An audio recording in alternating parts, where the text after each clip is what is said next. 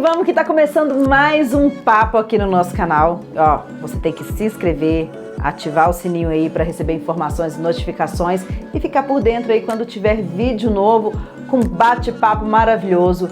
E o bate-papo de hoje tá daquele jeito, gente.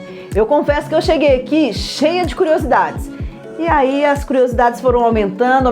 Eu já andei perguntando coisas ali, mas eu deixei para fazer as perguntas agora, porque eu sei que você de casa também vai ficar super curioso para conhecer a história de Lu Salatiel. Tudo bem, Lu?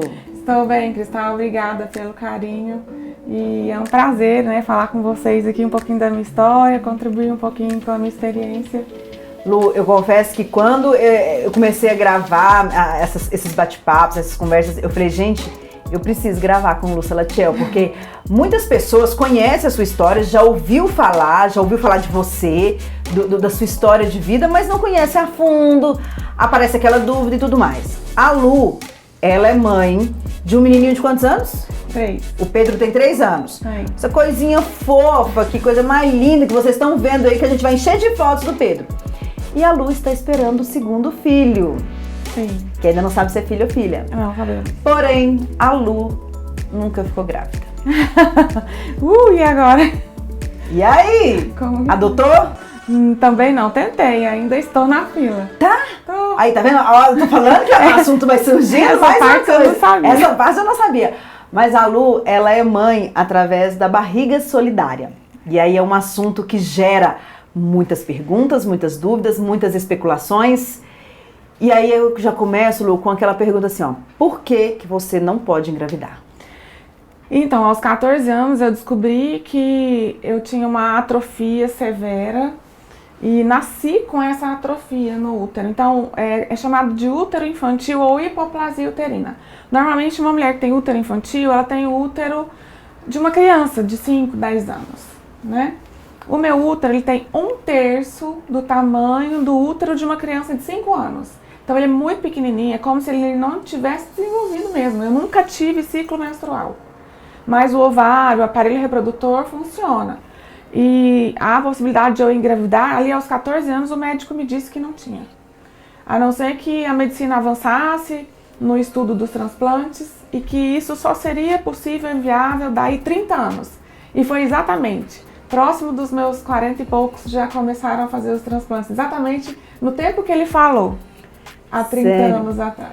Mas aí surgiu, você cresceu e surgiu a vontade de ser mãe. É. Mesmo sabendo que você não poderia gerar o seu filho. Na real, essa vontade veio do meu marido. Pelo fato de eu ter recebido essa notícia muito cedo, então eu sempre fui uma pessoa muito decidida, muito tranquila com tudo, né? Então, assim, eu pensava, bom... Você já tinha aceitado que nunca iria engravidar? Aos 14 eu aceitei. Eu dizia assim, bom, se eu não tenho útero, provavelmente que Deus não tem um filho pra mim, não quer isso pra mim. E a vida é mais que isso, né? Então, eu tinha comigo que eu não iria ter, porque não tinha como, né?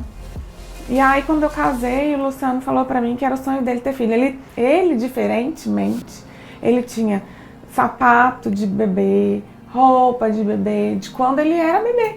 Ele guardou. E ele falava, queria pro filho. Ele falava, era meu sonho. Aí, quando a gente chegou da lua de mel, a minha irmã se prontificou. Mas só uma pergunta, ele casou com você sabendo que você não poderia ter filho? Casou, sabendo. É isso mesmo. Mesmo assim, ele ainda... Mesmo assim, ele falava, mas a gente tem que dar um jeito, né? Porque já tinha a possibilidade da gestação por substituição. Então, quando a gente chegou da lua de mel, a minha irmã foi em casa e falou, vamos organizar para eu gerar. Porque a minha irmã, que é mais nova que eu, já tinha os 2 filhos quando eu casei. Aí ela disse, eu quero ser tia, então vocês andem rápido que eu tô aqui. E aí o Luciano falou, não, vou estudar, vou fazer isso, vou fazer pós-graduação, quero fazer mestrado. Depois a gente faz isso. E aí passaram-se 11 anos de casados. E ele quieto, eu falava, eu não vou falar desse assunto, né, porque eu não posso, vou ficar falando. Eu deixei, né. Num dia, aqui em Goiânia, a gente morava no interior e vinha muito pra cá fim de semana. Eu e ele e a mãe dele, no café da manhã, num domingo, ele senta à mesa e diz assim, eu estou preparado e quero ser pai. Eu falei, o quê? Oi. Bebeu gasolina. O que tava estragado aí? Você comeu? 11 anos depois, né? E aí eu falei, então, vou falar com a minha irmã. Aí liguei pra ela e falei, irmã, você quer fazer? Já tá na hora. E ela, nossa, eu tô terminando a faculdade. Ela também fez faculdade de tarde, engenharia agronômica. Ela falou, dá pra esperar eu terminar a faculdade? Eu falei, não dá de jeito nenhum, eu já tô velha. É agora, semana que vem. Aí fizemos o processo numa clínica aqui em Goiânia e não deu certo a gravidez. A minha irmã foi a doadora do útero, né? E aí a gente então partiu para adoção. O Luciano falou, nossa, muito caro, a gente tem outras possibilidades e as crianças estão precisando de uma família, vamos partir para adoção. Aí fomos para começar o processo de adoção, que para entrar na fila demorou 2 anos. Só para entrar na fila? Só para entrar na fila de espera demorou 2 anos. Porque é uma triagem e vai o assistente social, a psicóloga, curso e tal. E essa parte de adoção no Brasil realmente é muito demorado. E aí, nós ficamos 6 anos na fila esperando.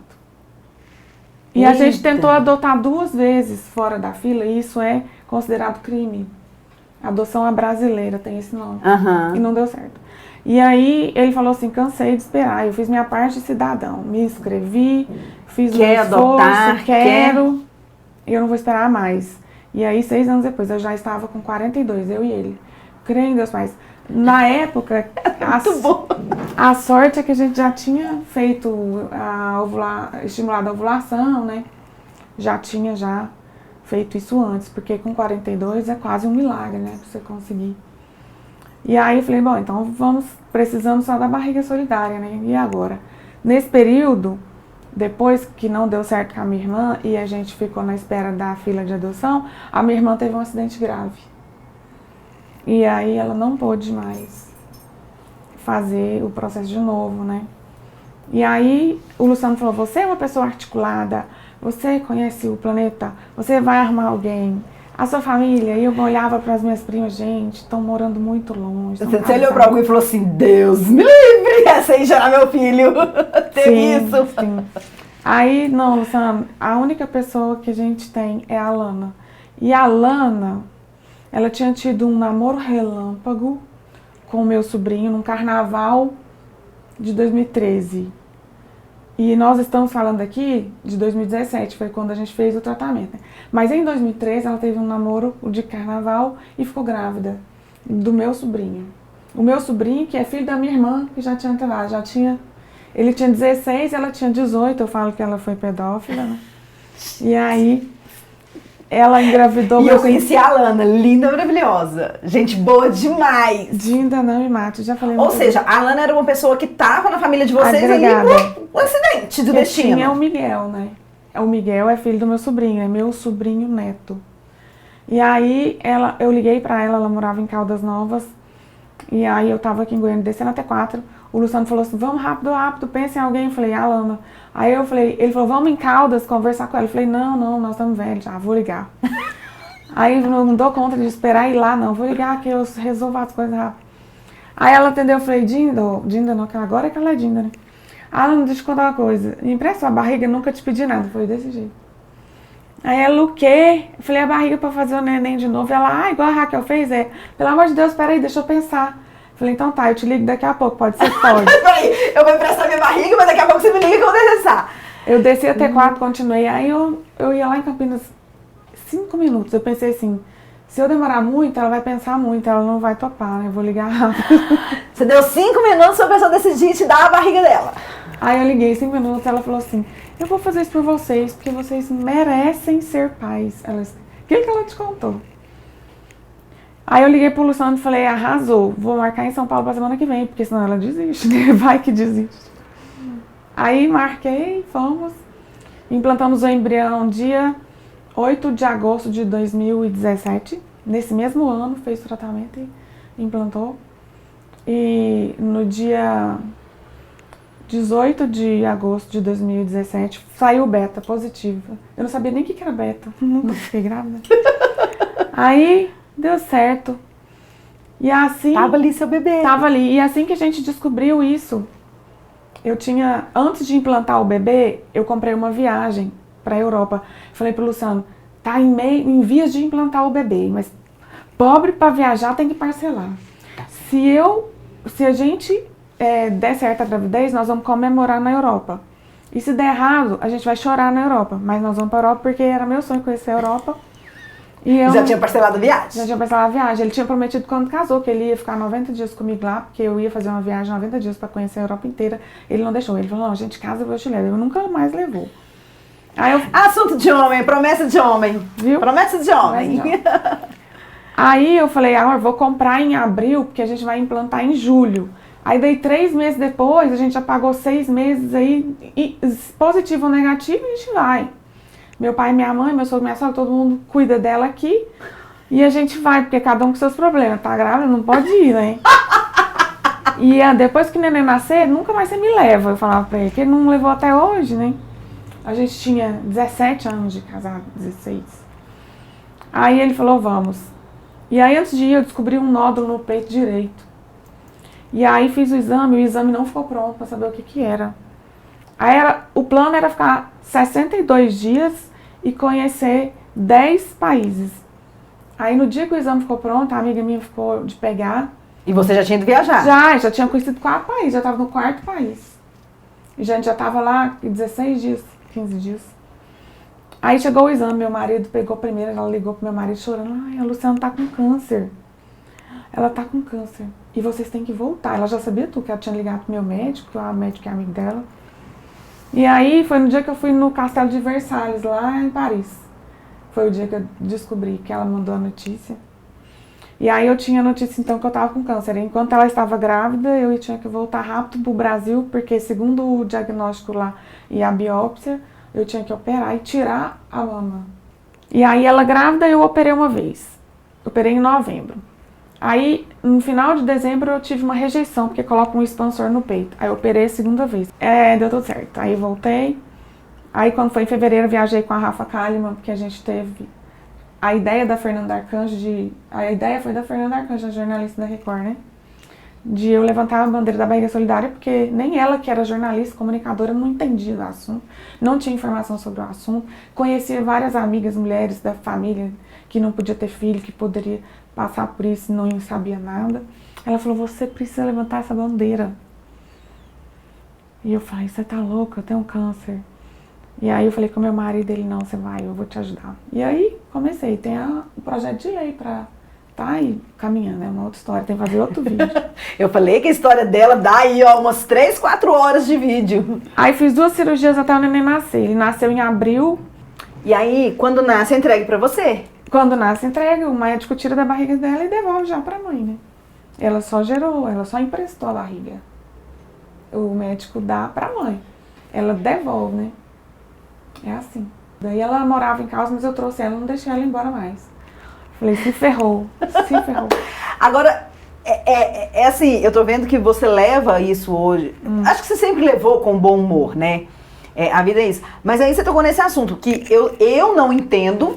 Muita gente que está em casa não entende, é igual você falou, as pessoas não conhecem. A pessoa se oferece para ser a sua barriga solidária. Era o que as pessoas chamavam antigamente de barriga de aluguel? É a mesma coisa ou tem alguma diferença, Lu? E no Brasil, a barriga de aluguel não existe, né? Pelo menos teoricamente. Legalmente não existe. E tem nos Estados Unidos, alguns países da Europa, na Índia faz muito. Então, no Brasil, não tem. No Brasil, existe uma resolução do Conselho Federal de Medicina que respalda o processo para você fazer. Então, a lei não tem. Tipo, não tem o direito e dever meu, dela, do pai, diante de plano de saúde, diante de emprego, habilidade. Não existe a lei no Brasil.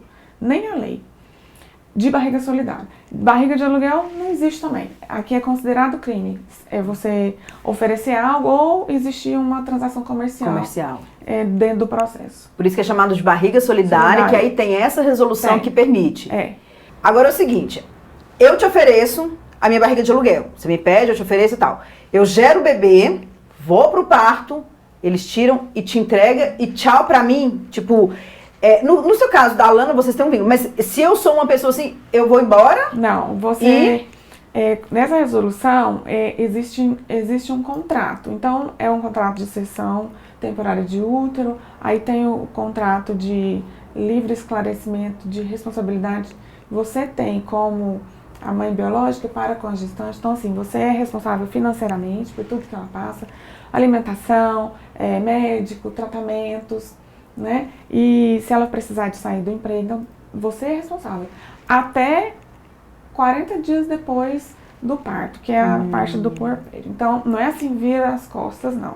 Você cuida até passar os 40 dias. Mas o bebê é com você. Você é quem cuida do bebê. Sim. O bebê não é dela, ela só gerou. Prestou a casa. Mas aí, no caso da Alana, como você já disse, você trouxe ela pra cá e ela ficou mais 5 ou 6 meses com a gente aqui em casa. Aí depois ela alugou um apartamento vizinho, de muro. O prédio nosso e o dela. Depois ela cansou de nós e mudou pra tão longe. E a gente briga, sabe? A gente não conta na internet, mas eu vou contar pra você. A gente briga porque eu acho que ela tinha que olhar ele, pelo menos. Você acha que ela tem a obrigação de olhar o Pedro? Eu acho, sem vergonha. Agora, a pergunta que não quer calar. O Pedro sabe como ele foi gerado? Sabe. Ele conta. Porque a gente resolveu, meu marido permitiu que a gente mostrasse, porque quando a gente fez o processo, eu já estava trabalhando nas redes sociais. Então eu vendia, né? Eu vendo joia, né? Então eu ia na sua casa te vender, aí eu mostrava as coisas engraçadas, e mostrava o atendimento, e foi crescendo. Então eu já estava expondo o meu dia a dia nas redes sociais, não tinha como esconder. Aí você aparece com um bebê, recém-nascido. Depois a Fernanda explicar, e a gente passar por entrevistas em várias TVs, jornais. Aí a gente viu que realmente era um assunto pouco explorado, um processo que salva, assim, os casamentos, os sonhos das pessoas, né? Então a gente achou por bem falar sobre isso, mostrar. E agora, o Pedro tá com 3 aninhos. 3,5. Você vai ser mãe de novo. Sua louca. De barriga solidária. Com um tratamento de Isso porque aos 14 anos resolveu que não ia ter filho, isso era coisa do marido e tarará, tarará. O segundo filho. É vontade sua ou vontade do marido? É vontade dos dois. Por quê? Porque agora eu ainda estou em tratamento desse último câncer, né? Já tem 3 anos e meio. Vai 7 ou 10 anos de tratamento. Então, com relação ao bebê de agora, da segunda gestação, que é uma outra amiga que está gerando, gestante, a gente sobrou um embrião. Então, depois do tratamento que a gente implantou 2 na Alana, sobrou 1. E a gente tinha um pacto, eu e o Luciano, que a gente iria fazer quantos fosse embriões necessário, porque a gente não iria doar. Entendeu? E aí agora? Agora, eu pensei, não, mas Deus não vai abençoar, não, é demais 2 vezes, né? Menina, deu certo. Você ainda não sabe o sexo, não. Mas a gente vai ter que ficar acompanhando a Lu na rede social pra gente descobrir. Mas como que tá a ansiedade? Com a ansiedade do Pedro, então eu sei que o Pedro queria 2 bebês. Se você faz a pergunta pra ele, ele fala, eu quero 2. E ele tá ficando muito nervoso, porque ele quer 2. A gente ficou falando pra ele que talvez tinha 2 coraçãozinhos batendo, aí fomos ver, né, a primeira ultrassom, só tinha 1 coração. Então ele ficou muito frustrado. E aí ele fala que quer 2, mas ele sempre pediu 2 irmãos. E aí, não tem 2, não vai estar tendo, né? Não vai estar dando também. Não vai dar, né, Pedro? Vai ter que ficar só com 1. Você vai ver que 1 já dá muito trabalho. Nossa, 1 já é muito. E aí, a mãe, essa barriga de solidária que tá com você, ela apresentou agora, inclusive, a diabetes gestacional. Pensa na turbulência. Porque assim, a gente não entende nada, né? Eu nunca tive ninguém com diabetes próximo a mim. Então, eu levei um susto com a glicemia que deu, né? E ela, na real, ela teve um histórico, uma vida toda de alimentação errada. E ela conta agora que ela tá descobrindo um mundo novo, porque sempre comeu errado. E aí a gente agora fomos já no psicólogo, nutricionista. Ela tá sendo acompanhada desde o início do ano com psicólogo, nutricionista, personal trainer. Ginecologista tem 2, tem a de São Paulo que fez a implantação, né? Que fez o tratamento em São Paulo. E tem o ginecologista daqui, que é o mesmo que pariu nós da primeira vez. Lu, ali no fundo, eu confesso que eu sempre falava que eu queria uma menina. Quando eu fosse mãe, eu queria uma menina que se chamaria Rafaela e tal. Quando eu engravidei, essa fala minha, ela não cabia em mim. Porque as pessoas falavam assim, o que você prefere? Aí eu falava assim, de coração, o que vier vindo com saúde é bem-vindo. E eu não conseguia falar, quando eu estava grávida, se eu preferia menino ou menina. E acabou que veio uma menina linda, maravilhosa. Só que essa pergunta a gente faz, né? Mesmo a gente sabendo a sensação, a gente faz. Você quer outro menino, você queria uma menininha, o que vier com saúde, mas tem uma preferência? Então, assim, eu na minha preferência do primeiro era homem. Agora eu tô, assim, balançada, porque 99% do povo fala que vai ser mulher. Eu fico assim, nossa, eu tô até com medo de ser homem, porque vai ficar todo mundo frustrado, né? Vai frustrar as expectativas. Então, assim, eu tô até aceitando, assim, a possibilidade. Parece que eu tô achando que vai ser menina. Mas a minha Mas seria uma experiência boa, viu? Uma menininha agora também, que você teria os dois. Se eu pudesse escolher, eu gostaria que fosse homem. Mas a gente quer o que vier. Não, eu também falava isso. Falava que quando eu pudesse você tem um menino, aí o menino vai para um lado quando tiver adolescente, que você vai querer saber onde que tá no GPS, e a outra vai para o outro, parece que não são companheiros. Quando é os meninos, 2 homens, vai tudo para um lado. Duas mulheres. Parece que eu penso isso, não é nada a ver. Coisas de mãe. Lu, você falaria o que para essas mães? Para a mãe que às vezes tem um sonho, não pode ter filhos, para as mulheres que passam pelo câncer e por conta do câncer às vezes não podem ter filho, por conta de outra doença. Eu acho que vale ouvir, né, da experiência em pessoa. Uma fé idosa. Não é? Moço, vou falar pra vocês, chegar nos 46 anos enxutona, assim, né? Tá feliz na vida, já tá de bom tamanho. Mas assim, ouvir da pessoa que viveu tudo isso, olha, o que você falaria para elas? É muito interessante isso, você me abrir essa oportunidade de dizer o que eu penso através do que eu vivi, né? Se eu pudesse voltar atrás, é bem isso, porque elas vão se sentir na minha condição. Se eu pudesse voltar atrás, eu tiraria os óvulos no máximo até os 30 anos. Isso faz diferença e influencia 100% na taxa de gravidez que você... eu quero ter aos 35, aos 40. Se você conseguir tirar aos 25 é o ideal. Mas aos 30 dá. Isso influencia e aumenta a sua chance de gravidez lá na frente. Mas se você deixar para ver isso depois dos 35, você vai perder. Cada ano você perde um pouco de percentual de chance de conseguir essa gravidez, né? Então é isso. É um desafio, realmente. Se eu tivesse saúde em dia, o que eu não tenho agora por causa do tratamento, se eu tivesse saúde, eu queria mais. Mas eu não consigo cuidar. É isso. Ou seja, a mulher que tem o sonho de ser mãe, esteja passando por qualquer problema que não possa engravidar, já busque aí uma alternativa. Eu vejo muitas. Olha, eu converso com mulheres de 50 anos. Que falam assim, era o meu sonho, Lu, e eu deixei ficar muito tarde. Porque eu acreditava que teria que ser na vontade de Deus. Hoje eu vejo que você foi atrás, conseguiu, que Deus deu a sabedoria ao homem, que conseguiu, através da medicina, reproduzir o ser humano, né?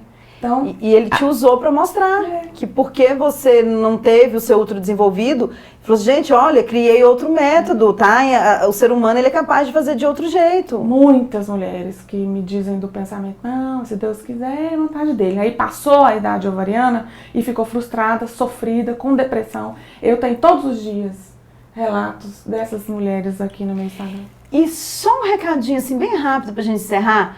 Para as mulheres que estão aí pensando assim, será que eu seria barriga solidária? Será que eu engravidaria para outra mulher? O que você falaria para essas mulheres? Quando eu vejo essas mulheres que chegam até mim, eu tinha um arquivo com 14 amigas que se ofereceram. Então, é muito importante a gente falar do assunto e da nossa dificuldade e da nossa infertilidade, que a maioria das mulheres, dos casais inférteis, não gostam de falar, porque tem aquilo como uma frustração. Realmente é, mas pelo fato de eu falar, então eu toquei o coração de muita gente. Então, às vezes, elas falam comigo, Lu, eu não tenho ninguém. Aí eu falo, mas você falou com quem? Não, eu não conto pra ninguém, ninguém sabe. Então, não tem como, né? Então, o que eu falo é que essas mulheres são mulheres que fazem mais ou menos o que Cristo fez, né? Porque Cristo se entregou naquela cruz para morrer por nós, para que nós possamos, através daquela obra dele na cruz, ter a salvação, né? Através da fé nele. Então ele se entregou, ele deu a vida dele ali. E essas mulheres também se entregam e dão a vida, porque elas vão passar por um período de risco de vida. Elas vão ter que fazer uma cirurgia, elas vão ficar 9 meses, né? Então existe o risco, né? Então você imagina, são mulheres que têm uma compaixão, são mulheres diferentes, são mulheres que amam mais e que se doam mais. Então assim, eu admiro todas. Eu falo, eu queria ver todas vocês grávidas assim de mim, se eu pudesse, porque vocês são lindas, elas são diferentes. Muita gente fala assim, eu não teria coragem nunca, né? É legítimo a pessoa não ter coragem. Muitas, eu fico com medo dela pegar. É a pergunta que a gente mais tem. Vou contar sem você me perguntar. E às vezes as pessoas perguntam, a pergunta que mais recebo, e ela não vai se apegar? A outra agora tá Ela não vai querer o filho de volta? Não tem como querer, porque não é dela, ela vai devolver pra mim, porque ele foi feito, colocado lá já com os nossos traços biológicos, né? Então ela só vai devolver, ela não tem filho ali, tá assinado o contrato. Não tem como ela ficar com o filho pra ela, isso não existe, né? É verdade. Lu, eu não sei nem assim, eu acho que a gente teria assunto, como eu disse, pra ficar aqui horas e horas conversando. As pessoas perguntam, Cristal, se me incomoda ela ter afetividade, ligação com o meu filho, né? Aqui, se eu não tenho medo dela querer ficar perto do menino, eu acho de um egoísmo da minha parte se eu pensasse que ela não pode ter acesso ao menino que ela gerou, que eu só tenho por causa dela. E qual é o problema desse meu filho receber o amor dela? É amor. Qual é o problema? Aí você vê que é as pessoas que têm problema. Mas, como a gente disse, é muita falta de informação. É e para muitas é um assunto novo. É. E é por isso que eu falo que a gente poderia ficar aqui horas e horas e horas e horas falando disso, mas a gente tem que encerrar. No meu colinho. E eu queria muito te agradecer. Eu amei esse bate-papo, em conhecer um pouquinho mais da sua história. Tô ansiosa com esse próximo bebê já tô lá nas redes sociais acompanhando. O pessoal também vai seguir a Lu aí na rede social dela. Lu Salatiel Oficial. Lu Salatiel Oficial. Repete aí, amizade, você que tá em casa. E aí, a gente acompanha pra saber o sexo do outro filho dela, da outra filha, acompanhar a vida dela, tudo que vai acontecer. Eu quero te desejar muito boa sorte, muita saúde pra você, melhoras pra sua família, pro seu bebezinho que vem aí, pra mamãe que tá gerando seu bebê. E tudo de bom pra você e muito obrigada. Obrigada. Tchau.